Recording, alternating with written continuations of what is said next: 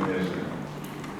Donc, mesdames et messieurs, c'est avec un plaisir non fin ni dissimulé que je participe pour la seconde fois, ici à l'Université de Bénin, à une activité scientifique en marge du Festival international du film africain de Corée. Je remercie les organisateurs de m'avoir invité à cette manifestation avec un thème qu'il a développé tout à l'heure, qu'il a évoqué, la littérature africaine et les questions de reconnaissance et de valorisation. Je commencerai mon propos en disant que cette littérature est plurielle et bien représentée dans notre continent au cours des décennies passées, avec une histoire sur laquelle je reviendrai brièvement, et ceci du nord au sud, de l'ouest à l'est. La présence de cette littérature dans ces différents genres atteste ainsi d'une certaine vitalité et par là même d'une valorisation et d'une reconnaissance de la part des critiques, comme celle du public africain averti, et en dehors de l'Afrique, de manière somme toute marginale, il faut bien le dire. En remontant à la genèse et le développement de la littérature africaine, on peut affirmer que pendant longtemps, les chercheurs se sont posé la question de savoir s'il faut parler de littérature au singulier ou au pluriel, ne serait-ce que du fait de son apparition dans des aires géographiques africaines distinctes, avec des thématiques distinctes, différentes selon des contextes différents, mais avec des dénominateurs communs de l'ère coloniale à celle post-coloniale. Les situations vécues par les Africains ont suscité et nourri tout au moins à ses débuts des formes d'écriture tributaires des langues étrangères des différents colonisateurs, en particulier à travers les langues d'écriture, le français, l'anglais, le portugais, l'espagnol, voire en langue nationale qui revendiquait un statut à part. Même les thématiques étaient souvent les mêmes autour de la question: que faire avec les indépendances acquises dans la lutte octroyée après qu'on ait écrit à la place des Africains? On a souvent écrit au début à la place des Africains sur leur vécu, leur imaginaire, la manière dont ils appréhendaient leur monde et leur culture. On se reportera utilement à un ouvrage que je trouve très intéressant et très pédagogique. C'est celui de Jacques Chevrier, Littérature d'Afrique noire de langue française, qui a été publié en 2006. Chevrier parcourt de manière très pédagogique, comme j'ai dit, l'histoire de la naissance et du développement de la littérature africaine. Il a analysé successivement le passage de la littérature coloniale à la littérature nègre, de Batoara, qu'on appelait le véritable roman nègre, de René Maran, pris au cours en 1921, témoignage écrit sur l'île de l'âme nègre, en passant par les trois volontés de Malik, du Sénégalais Amadou Mapate Diagne, instituteur, et en 1926 apparaît Force Bonté de Bakary Diallo, un ancien combattant de la Première Guerre mondiale, qui traduit entre autres amertume et déception par rapport à la France ingrate. Il y a là de la littérature populaire également, sous forme de feuilleton de Félix Couchereau du Togo. Il y a ensuite la littérature de la négritude, influencée par la figure, le combat et les écrits, les réflexions de W.E.B. Du Bois, qui a écrit un excellent ouvrage, mais également qui s'appelle Les Armoires, publié en 1903, mais aussi influencé par la Harlem Renaissance. Et là, nous ne sommes pas loin de l'étudiant noir de présence africaine, dont le fondateur, Aliou Diop et Léopold Sédar Senghor, qui, à sa suite, vont préparer tous les deux grands congrès. Et des artistes et écrivains noirs en 1956 à la Sorbonne et en 1959 à Rome. Donc, ceci est prévu au Festival mondial des arts nègres de Dakar en 1966. Déjà, Sermet Ousmane était connu qui n'a pas cessé de publier des romans, du Docker noir en 1960 à Voltaire en 1962, L'Armatan en 1964, Le Mandat en 1965 et le film Sort en 1968, Wéry Josan ou Blanche de Neige en 1969 et Khala en 1973. Le film va sortir en 1974 et Guelwaar en 1996 et le film sort en 1992. Il a d'abord fait le film avant de faire le roman. Reconnaissance donc d'un talent littéraire indéniable, et la plupart de ses œuvres ont été traduites en anglais, en allemand, en japonais, entre autres. De la même manière, on pourrait se reporter au très documenté ouvrage de Liliane Castelot, Anthologie négro-africaine, la littérature de 1918 à 1981. La littérature africaine a donc acquis, même si c'est de manière controversée, selon le cas dont on se réclame, c'est l'aide de noblesse. Pour ma part, j'ai toujours défendu l'idée qu'il n'y a pas une littérature africaine, mais il y a des littératures africaines. Comme je l'ai dit, elles sont plurielles du fait de l'histoire de leur émergence, de leur affirmation et de leur rayonnement à travers également des productions dans les langues des anciens colonisateurs, comme j'ai dit tout à l'heure. Dans le même temps, tout au moins au départ, on leur déniait la capacité de s'exprimer selon des canons préétablis dans ces langues pendant qu'elles se définissaient comme une littérature de contestation de la domination coloniale. Il a fallu mener de rudes batailles pour affirmer une originalité qui n'est plus remise en cause dans les anciennes métropoles coloniales au fur et à mesure.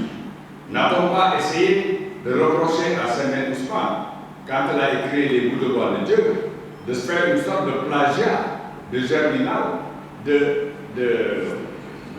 Émile Zola, reconnaissant de sa spécificité dans l'art de combat qui revendiquait la maîtrise de ce milieu littéraire, de son style original, malgré l'utilisation de langues étrangères que les auteurs ont enrichi ce faisant.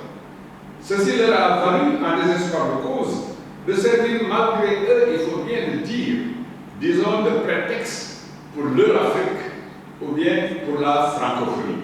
C'est toujours le même combat qui se mène à ce niveau-là aussi. C'est-à-dire que ce qu'on donne d'une main, on le reprend de l'autre. Étant donné qu'on ne peut pas parler de toute la littérature africaine dans le cadre de cette communication, je me contenterai de suivre mon propos sur la littérature francophone tout en évoquant d'autres littératures africaines en langue des anciens colonisateurs. Les auteurs, tout comme les artistes plasticiens, ont obtenu un statut qui leur conférait originalité et spécificité, ne se réclamant pas de l'adjectif africain, mais auteur, artiste, tout court. Confère la belle introduction de Liliane Castelot, pourquoi ne parlons-nous pas de littérature nègre au milieu de littérature africaine? Se poserait la question. Pourquoi spécifique-t-on la race?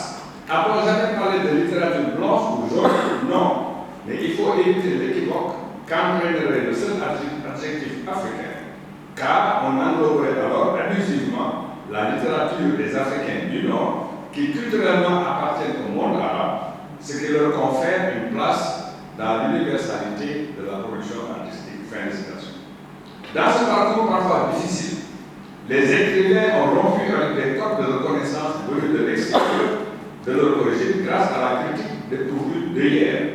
Ils ont contribué pour certains dans le combat de l'émancipation de l'humain dans son humaine condition, par-delà des situations particulières qui les incitaient à prendre part en fonction de leur spécificité historique.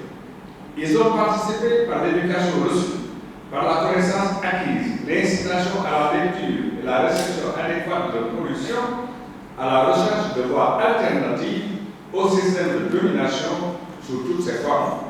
Ils se sont donc valorisés par eux-mêmes avec des outils classiques, à leurs œuvres par l'avènement plus tard de maisons d'édition de plus en plus présentes, diversifiées sur le continent et ailleurs.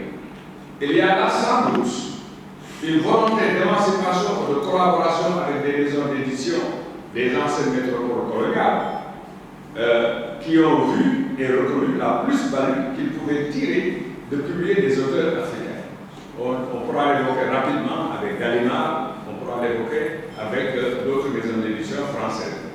Les différents prix littéraires obtenus témoignent certes de cette reconnaissance, valorisation. Il n'en demeure pas moins que ce ne peut être l'arbre qui cache la forêt. Pourquoi? À preuve, le sort qui a été fait au malien Yambo Wologuin, qui a été durement attaqué par la critique française avec le succès de son roman Le devoir de violence, paru en 1968. Le premier Africain sacré pour la première fois du prix Renaudot Cette collaboration repose d'abord sur une base nationale parmi les critiques avant que d'être internationale.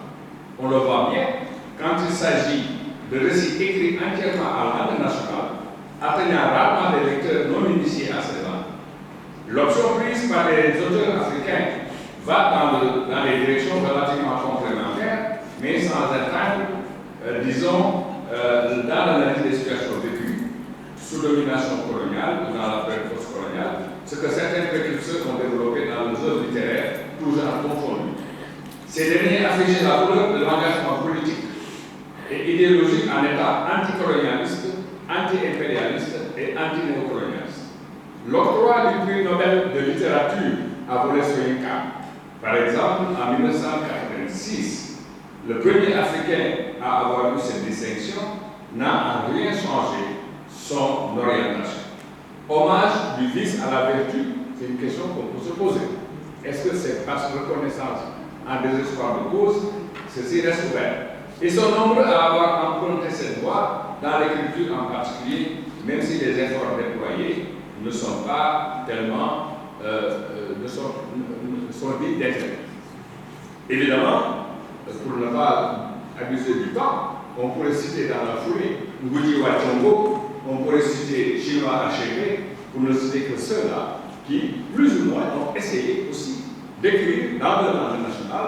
C'est le cas de Boubacar Boris Diop, le Sénégalais.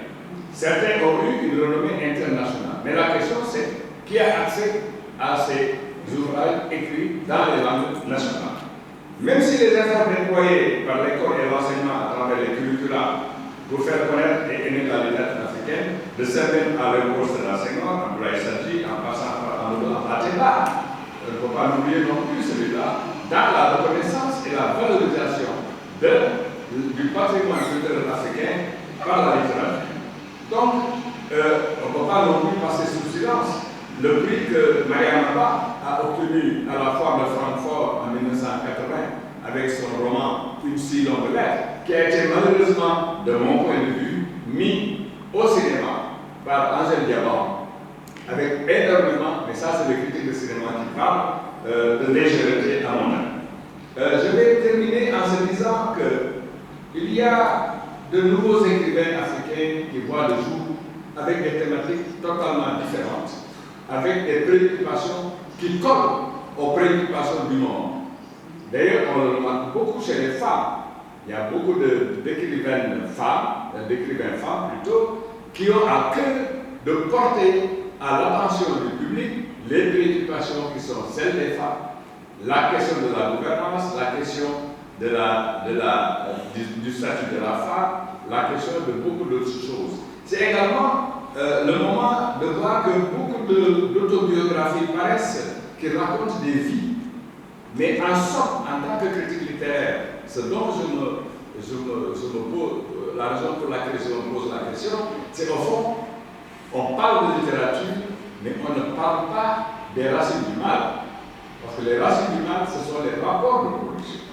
Et ces rapports de production confirment et la jeunesse, et les femmes, et les handicapés dans des situations de dépendance extrême qui font que le manque également d'un lecteur, parce que moi je me suis posé la question au niveau des maisons d'édition sénégalaises, est-ce que vous avez une sorte de thésaurus pour savoir qui achète les livres, qui les lit et comment peut-on. C'est pas comme le cinéma où à travers le ciné-club on peut faire passer beaucoup de messages.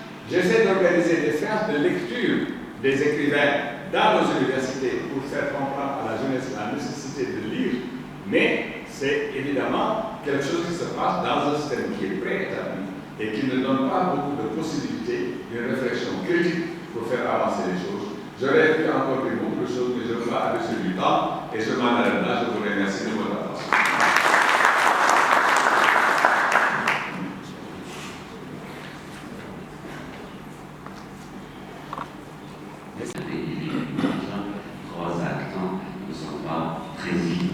Très important, vous rappelez Paul Ricoeur dans son calcul herméneutique, là, lire l'image. Donc, sans tarder, on passe à la petite pause, on vous invite à la petite pause avant de